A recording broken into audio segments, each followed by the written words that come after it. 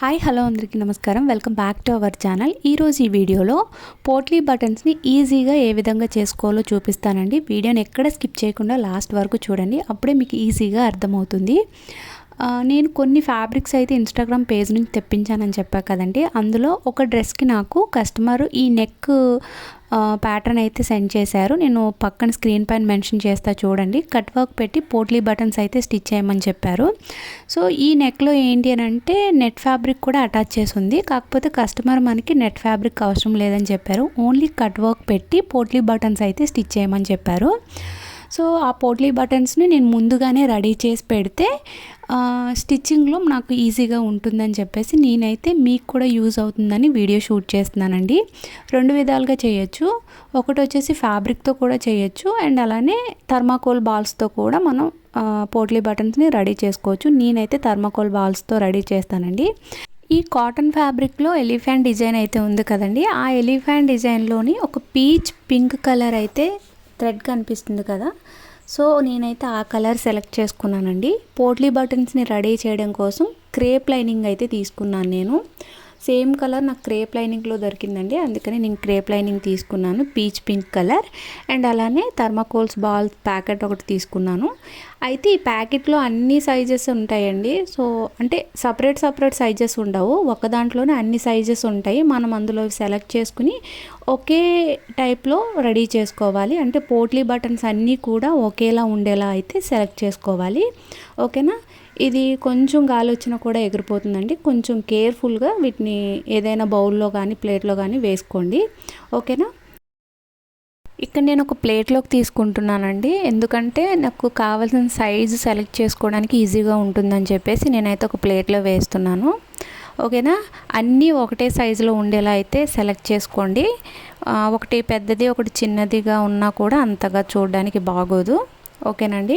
ఇవి చేయడం చాలా ఈజీ అండి. ఏదైనా ఫ్యాబ్రిక్ తీసుకుని ఫ్యాబ్రిక్ లోపల ఈ బాల్ని పెట్టేసి థ్రెడ్తో మనం నాట్ వేసేసుకోవడమే, అంతేనండి. ఈజీగానే ఉంటుంది. కాకపోతే కొత్తగా నేర్చుకునే వాళ్ళకి తెలియదని చెప్పేసి ఈ వీడియో అయితే తీస్తున్నాను. ఒకవేళ వీడియో మీకు హెల్ప్ అయితే మాత్రం తప్పకుండా లైక్ చేసి షేర్ చేయండి.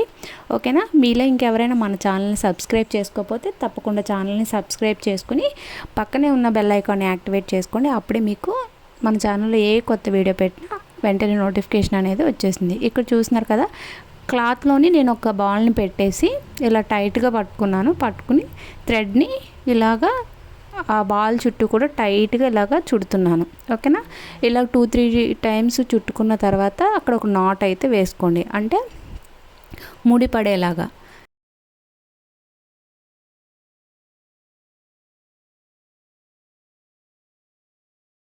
నేను వీడియోలో చూపిస్తున్నా కదండి, ఇలా నాట్ అయితే పడాలి. నాట్ పడితే కొంచెం స్ట్రాంగ్గా ఉంటుంది.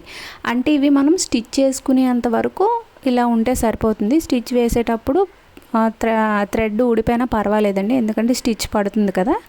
ఓకేనా. ఇక్కడికి కట్ చేసుకోండి. ఒక 1/2 ఇంచ్ ఖర్చులా ఉంచుకుని మిగతాదంతా కట్ చేసేసుకోండి. చూసారు కదా ఎంత ఈజీగా రెడీ అయిపోయిందో. ఇదే విధంగా మీకు ఎన్ని బాల్స్ కావాలితే అన్నీ అయితే రెడీ చేసేసుకోండి.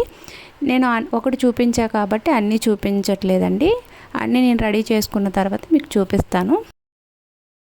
మీకు ఎన్ని పోట్లీ బటన్స్ కావాలి అనుకుంటే అన్ని పోట్లీ బటన్స్ అనేవి డ్రెస్ స్టిచ్ చేసే కన్నా ముందే రెడీ చేసి పెట్టుకోండి. అప్పుడే మీరు స్టిచ్ చేసుకునేటప్పుడు ఈజీగా ఉంటుంది. మీరు స్టిచ్ చేసుకున్న డ్రెస్లో ఏదైనా కాంట్రాస్ట్ కలర్ ఉంటే ఆ కాంట్రాస్ట్ కలర్లో పోట్లీ బటన్స్ని రెడీ చేసుకోండి. లేదు అనంటే సెల్ఫ్ కలర్లో కూడా రెడీ చేసుకోవచ్చు. ఓకేనండి. ఈ డ్రెస్ యొక్క కటింగ్ స్టిచ్చింగ్ కూడా బిగినర్స్కి కూడా క్లియర్గా అర్థమయ్యేలా అయితే నేను వీడియో అయితే షూట్ చేశానండి.